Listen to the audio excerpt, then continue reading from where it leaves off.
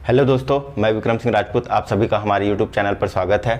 आज हमारा जो टॉपिक है वो है नंबर सिस्टम पर विभाजित का नियम पार्ट 2। आज हम इस पर क्वेश्चंस करेंगे कि CGWAPM हो गया या CGPSC हो गया या फिर CSPDCL हो गया या फिर फूड इंस्पेक्टर का एग्ज़ाम हो गया, उसमें कैसे क्वेश्चंस पूछे जाते हैं। ठीक है, हमारा जो ये वीडियो लेक्चर है वो पूरा डेडिकेटेड है CSPDCL, CGWAPM, ACF, CGPSC, food inspector, sub inspector और CGWAPM के आगामी एग्ज़ाम जैसे कि RI पटवारी में जो एग्ज़ाम होने वाले हैं उनके लिए। चलिए तो फिर आज स्टार्ट करते हैं कि CGPSC हो या CGWAPM विभाजिता का नियम पर कैसे क्वेश्चंस पूछते हैं। चलिए स्टार्ट करते हैं। चलिए तो स्टार्ट करते हैं। हमारा जो पहला क्वेश्चन है वो बोल रहा है कि संख्या 5x 7 9 3x 4 यदि 3 से विभक्त होगा तो x का मान क्या होगा। ठीक है, तो क्वेश्चन क्या बोल रहा है, 3 से विभक्त होगा। ठीक है, 3 से विभक्त होगा तो x का मान क्या होगा। तो 3 से विभक्त का नियम क्या बोलता है जी, विभाजिता का नियम क्या बोलता है कि संख्या का क्या निकाले, बीजांक निकाले। और बीजांक निकालने के बाद क्या करना है, अगर वो जो बीजांक निकला है वो संख्या अगर 3 का गुणज होगा तो वो संख्या क्या होगा, 3 से विभाजित होगा। तो सबसे पहले हम इस संख्या का हम क्या करेंगे, बीजांक निकालेंगे।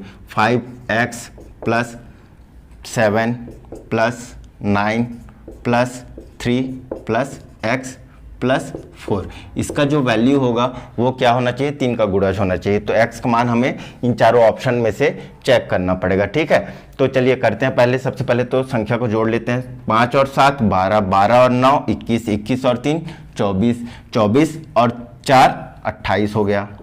ठीक है, प्लस 2x हो जाएगा।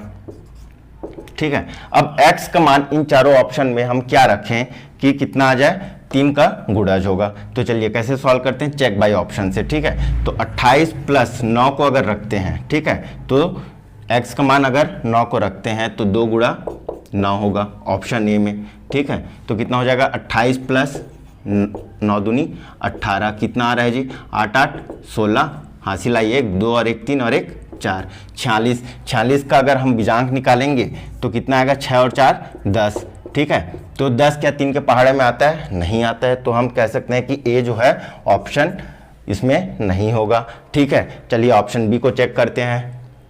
अब ऑप्शन बी को चेक करेंगे तो फिर से चेक करेंगे। 28 + 7 2 × 7 कितना हो जाएगा जी, 28 + 14 कितना हो जाएगा, 8 4 12, हासिल लाइए 1 2 और 1 3 और 1 4। देखिए तो इसका बीजांक कितना हो जाएगा, 4 और 2 6। क्या ये 3 से विभक्त हो सकता है, बीजांक कितना है, 6 आया। तो बिल्कुल हो सकता है क्योंकि 3 दूनी 6 होता है, 3 का गुणज होता है 6, इसलिए हम कह सकते हैं ऑप्शन बी इसका आंसर होगा। जैसे ही हमारा आंसर आया हमें और कोई दूसरे ऑप्शंस को चेक करने की जरूरत नहीं है। ठीक है, ये क्वेश्चन है SSC 2012 का। ऐसे ही क्वेश्चन CGWAPM CGPSC भी पूछता है।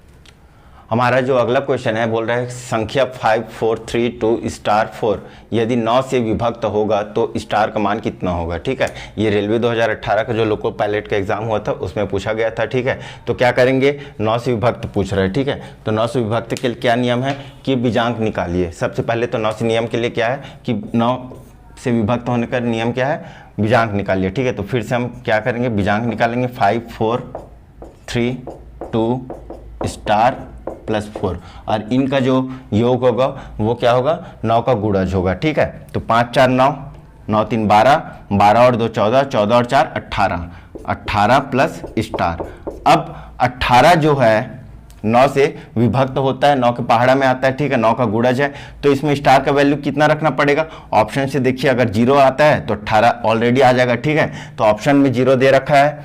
ठीक, तो यहाँ पर इसका आंसर क्या आएगा, 0 आएगा। क्यों आएगा, 18 + 0 कितना होगा जी, 18 होगा। ठीक है, 18 9 से विभाजित होता है तो ये 9 का विभक्त का रूल को फॉलो करेगा, इसलिए हम कह सकते हैं कि इसका आंसर 0 होगा। 6 या 1 क्यों नहीं होगा, क्योंकि 18 में जैसे ही हम 6 को ऐड करेंगे तो 18 और 6 24 हो जाएगा, जो कि 9 से विभक्त नहीं होगा।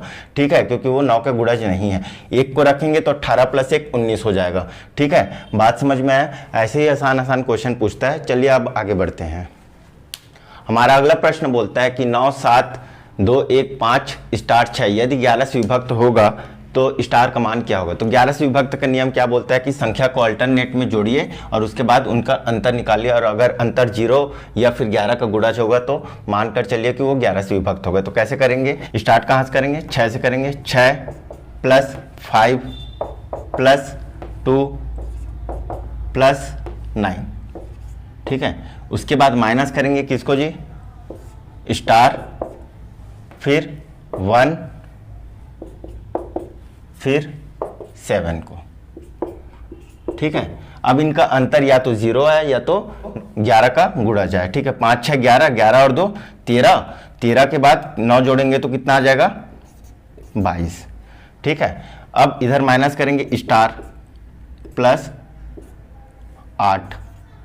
अब हम इसमें से किसको रखें कि क्या आ जाए, इसका वैल्यू 11, ठीक है। 22 आ गया है तो 22 में से कितना घटाएंगे तो 11 आएगा, ठीक है। तो देखिए 8 और 3 रखते हैं तो कितना आएगा 11 आएगा, ठीक है। तो 22 में से 11 जाएगा तो कितना होगा 11 बचेगा, जो कि 11 का गुणज होगा। तो इसलिए हम कह सकते हैं इसका वैल्यू कितना आएगा 3 आएगा। देखिए 22 में से 3 प्लस स्टार के जगह में क्या रख रहे हैं हम लोग, ऑप्शन ए को चेक कर रहे हैं 8, ठीक है। 22 माइनस 11 बराबर 11, 11 आया। 11 का विभाजन का नियम क्या बोलता है कि या तो जो इसका डिफरेंस है या तो 0 है या तो 11 का पहाड़ा में आना चाहिए वो संख्या। तो 11 जो है 11 का गुणज है, ठीक है। तो इसलिए हम कह सकते हैं इसका आंसर क्या होगा 3 होगा। ये क्वेश्चन संयुक्त भर्ती 2017 में जो एग्जाम हुआ था क्लर्क के लिए, उसमें ये पूछा गया था छत्तीसगढ़ का। तो ऐसे ही क्वेश्चन पूछा जाता है। चलिए अब अगला क्वेश्चन करते हैं। हमारा अगला क्वेश्चन है 10 एवं 120 के बीच ऐसी संख्याएं जो 7 से पूर्णतः विभाजित होती है तथा जिनमें किसी भी स्थान पर 1 का अंक आता है, ऐसी कितनी संख्याएं हैं। CGPSC 2014-15 का क्वेश्चन है और ये फेवरेट क्वेश्चन है। CGPSC इसी तरह से क्वेश्चन पूछा हुआ है, ठीक है। 2 से 3 क्वेश्चन पूछा हुआ है। चलिए तो स्टार्ट करते हैं। देखिए इसमें पूछ क्या रहा है, ऐसी संख्या 120 तक के, कहाँ से स्टार्ट करना है 10 से 120 तक में, ऐसी संख्या जो 7 से विभाजित होती हो, मतलब 7 का पहाड़ा में आता हो। साथ ही साथ क्या पूछ रहा है, जिनमें किसी भी स्थान पर 1 का अंक आता है। साथ ही साथ क्या पूछ रहा है, जिसमें किसी भी स्थान पर 1 का अंक आता है। मतलब हमें ऐसी संख्या लेना है जो 7 से भी विभाजित हो और उस संख्या में 1 आता होगा। जैसे उदाहरण के लिए 7 दूनी 14 होता है, ठीक है। 14 में 1 आता है क्या, बिल्कुल आता है। 7 या 21, ठीक है। 1 आता है, बिल्कुल आता है। 28, 7 चौक 28 होता है। तो इसको क्या काउंट करेंगे, बिल्कुल नहीं करेंगे। क्यों, क्योंकि इसमें 1 कहीं पर दिख रहा है क्या, नहीं दिख रहा है। उसी तरह से 7 पंचे 35, इसको लेंगे क्या, नहीं लेंगे, ठीक है। तो 10 से 120 के बीच में कितनी संख्या है, देखिए 14 है, 21 है, 13 सत्ते 91 होता है, 15 सत्ते 105 होता है, 16 सत्ते 112 होता है, 17 सत्ते 119 होता है, ठीक है। और 18 सत्ते 126 होता है, ठीक है। 18 सत्ते 126 होता है, लेकिन इसको हम काउंट क्यों नहीं करेंगे, क्योंकि ये 120 से बड़ा हो गया। तो कितनी संख्याएं हो गई, 1 2 3 4 5 6, ठीक है। तो 6 संख्या, तो इसमें ऑप्शन में है क्या जी, बिल्कुल है। तो ये रहा हमारा आंसर। ये क्वेश्चन है CGPSC प्रीलिम्स 2014-2015 का क्वेश्चन, ठीक है। चलिए अगला क्वेश्चन करते हैं। चलिए हमारा अगला क्वेश्चन है सेम पैटर्न पर 1 एवं 130 के बीच ऐसी संख्याएं जो 6 से पूर्णतः विभाजित होती है तथा जिनमें किसी भी स्थान पर 6 का अंक आता है, ऐसी कितनी संख्या है। तो सेम क्वेश्चन हो गया लास्ट क्वेश्चन की तरह।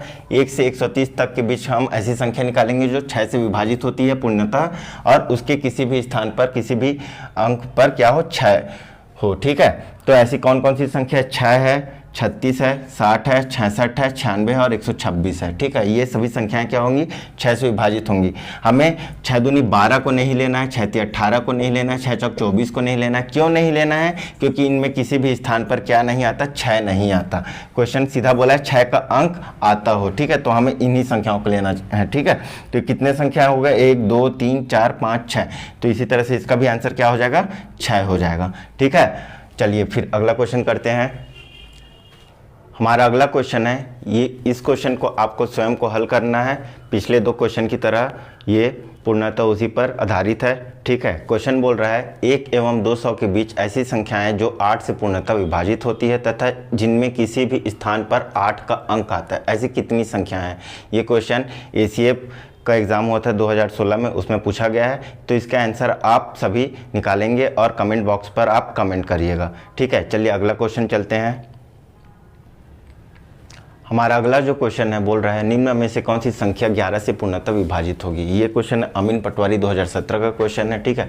ऑप्शन दे दिया है 23 56 41, 24 56 42, 31 56 24, 41 56 24। आपको 11 का विभाजिता का नियम मैं पढ़ा चुका हूँ, ठीक है। तो आप कोशिश कीजिएगा कि इन चारों ऑप्शंस को 11 के विभाजन के नियम के द्वारा चेक कीजिएगा और इसका आंसर आपको स्वयं ने लाना है, ठीक है। और इसका आंसर लाने के बाद आपको कमेंट बॉक्स पर कमेंट करना है, ठीक है। चलिए तो हम चलते हैं आगे क्वेश्चंस पर। चलिए आपके सामने ये 3 क्वेश्चंस हैं। इन तीनों क्वेश्चंस को आपको सॉल्व करना है, ठीक है। मैं आप लोगों को हिंट कर देता हूँ और ये बहुत ही इंपॉर्टेंट क्वेश्चन है जो कि इस टॉपिक के लिए बहुत ही इंपॉर्टेंट है, ठीक है।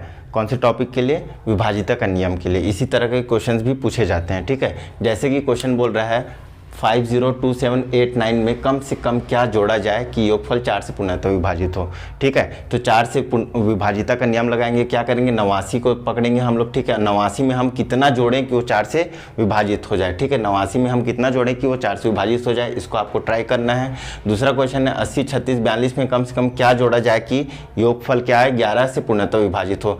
तो इसको फिर 11 का विभाजिता का नियम आपको अप्लाई करना है। उसके बाद फिर तीसरा क्वेश्चन में 1 से 200 के बीच कितने पूर्णांक हैं जो 2 एवं 3 दोनों से विभक्त हो, ठीक है। तो देखिए 2 एवं 3 से दोनों से विभक्त हो, तो ये 2 एवं 3 दोनों से विभक्त होने का मतलब है कि ये इनडायरेक्टली 6 का विभाजिता का नियम बोल रहा है। 6 का विभाजिता, ठीक है। क्या बोल रहा है जी? 6 का विभाजिता का नियम। 2 और 3 दोनों से अगर कोई संख्या विभाजित होता है तो क्या होता है? वो 6 से भी विभाजित होता है। तो इसको आपको ट्राई करना है तीनों के तीनों क्वेश्चन को और इसका आंसर आपको कमेंट बॉक्स पर कमेंट करना है, ठीक है। अगर ना समझ में आए तो भी आपको कमेंट करना है। मैं इसके लिए फिर अलग से एक लेक्चर लेने के लिए रेडी हूँ, ठीक है। लेकिन आपको मेहनत करना है, ठीक है। चलिए तो हम चलते हैं आप कैलकुलेशन कैप्सूल की तरफ। ये रहे इस वीडियो के कैलकुलेशन कैप्सूल के क्वेश्चंस। इसको आपको स्वयं को सॉल्व करना है और उसके बाद कमेंट बॉक्स पर इसका आंसर कमेंट करना है, ठीक है। आज का हमारा लेक्चर यहीं पर समाप्त होता है। मिलते हैं फिर अगले लेक्चर पे। तब तक के लिए धन्यवाद। जय हिंद, जय भारत।